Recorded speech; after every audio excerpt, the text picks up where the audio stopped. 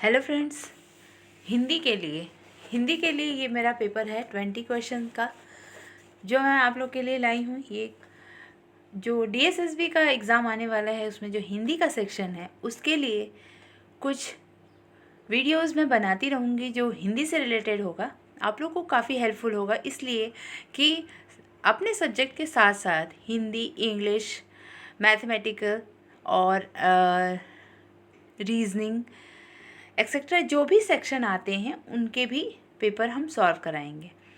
तो मेरा जो स्ट्रॉन्ग सब्जेक्ट है मैं उसके लिए फ़ोकस करूँगी और वो मैं कोशिश करूँगी कि आप लोग को बताती रहूँ। तो हिंदी फिर भी आपको स्टार्ट कर देती हूँ।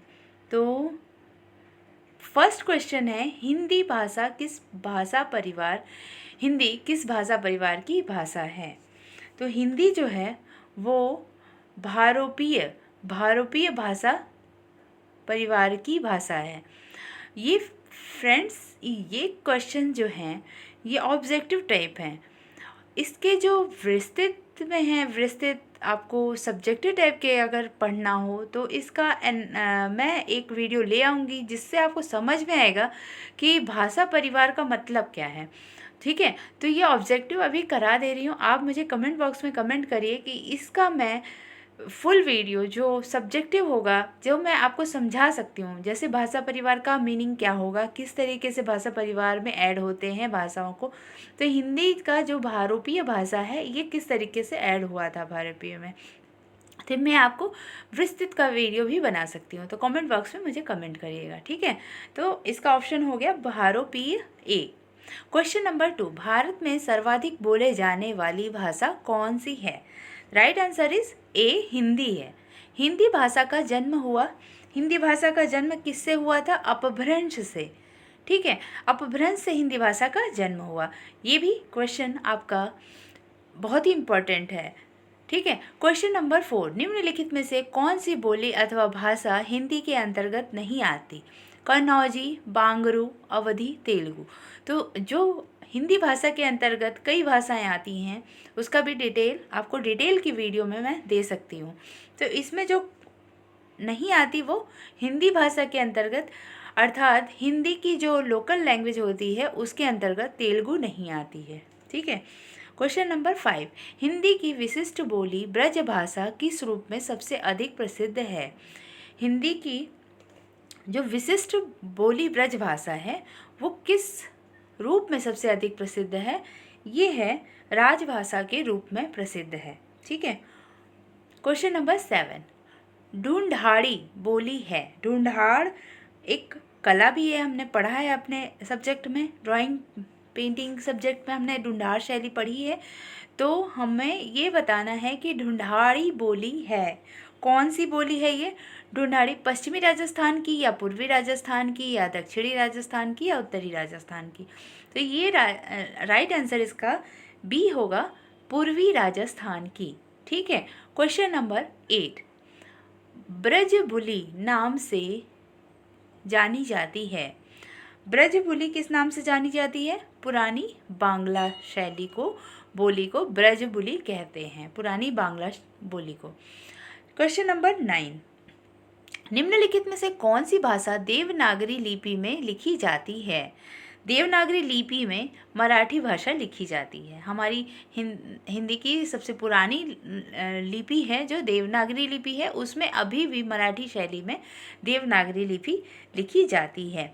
क्वेश्चन नंबर 10, एक मनई के दुई बेटवे रहिन, ओह माँ लहुरा अपने बाप से कहिस, दादा धन माँ जवन हमर बखरा लागत होए तवन हमका दे दे। यह अवतरण हिंदी की किस बोली में है? तो क्वेश्चन आप समझ गए होंगे, आंसर इसका हो जाएगा आंसर नंबर सी, अवधी। अवधी में ये भाषा बोली गई है। क्वेश्चन नंबर 11, निम्नलिखित में कौन सी भाषा संस्कृत भाषा की अपभ्रंश है? संस्कृत भाषा से जो टूटी फूटी भाषा बनी है वो कौन सी भाषा है? तो पाली को कहते हैं संस्कृत भाषा का अपभ्रंश। अधिकतर भारतीय भाषाओं का विकास किस लिपि से हुआ था? अधिकतर भारतीय भाषाओं का विकास ब्राह्मी लिपि से हुआ था। क्वेश्चन नंबर 13, हिंदी भाषा किस लिपि से लिखी जाती है? हिंदी भाषा देवनागरी लिपि से लिखी जाती है।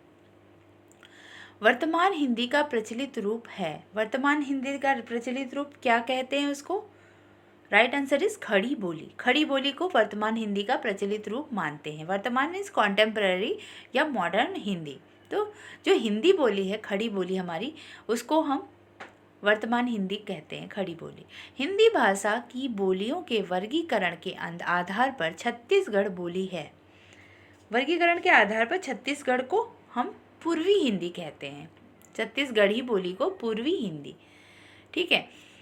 निम्नलिखित में से कौन सी पश्चिमी हिंदी की बोली नहीं है? पश्चिमी Hindi, Bundeli, Braj, Kannauji, Bagheli. Right answer is Bagheli.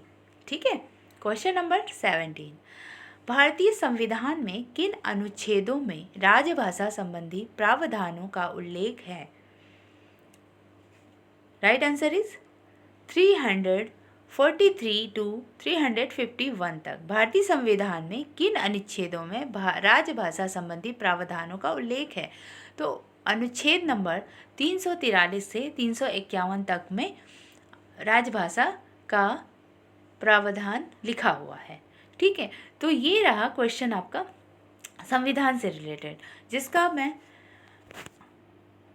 Subjective बड़े में भी बता सकती हूँ। ठीक है। तो आप बस एक कमेंट बॉक्स में कमेंट करिएगा कि आपको इस तरीके से भी पढ़ना है, क्योंकि चीज़ें ऑब्जेक्टिव से ज़्यादा अगर हम सब्जेक्टिव पढ़ते हैं तो वो हमें याद रह जाती है। ठीक है। तो नेक्स्ट क्वेश्चन पे बढ़ते हैं। 18 नंबर, दक्षिणी भारत हिंदी प्रचार सभा का मुख्यालय कहाँ पर स्थित है? दक्षिणी भारत हिंदी प्रचार सभा का मुख्यालय, राइट आंसर इज चेन्नई, सी चेन्नई। हिंदी भाषा के विकास का सही अनुक्रम कौन सा है? हिंदी भाषा के विकास का सही अनुक्रम, राइट आंसर इज ए, पाली, फिर प्राकृत, फिर अपभ्रंश, देन हिंदी हुआ था। ठीक है। आगे ऑप्शन देखते हैं हम, प्राकृत, अपभ्रंश, हिंदी, पाली। नहीं, हिंदी तो सबसे लास्ट में होगा, क्योंकि आप समझ सकते हैं कि हम अभी जो बोल रहे हैं वो मॉडर्न हिंदी है, तो हिंदी सबसे लास्ट में होगा। तो ऑप्शन नंबर हमें बचता है ए और सी। तो उसके बाद हमें इन दोनों में कन्फ्यूज़न ख़त्म करना है कि हमारा सबसे पहले जो भाषा आई थी पाली आई थी, उसके बाद पाली से प्राकृत हुई, फिर प्राकृत से अपभ्रंश हुई, अपभ्रंश से जाके हिंदी हो गई। तो राइट आंसर ए हो जाएगा। क्वेश्चन नंबर 20, संविधान के अनुच्छेद 351 में किस विषय का वर्णन है?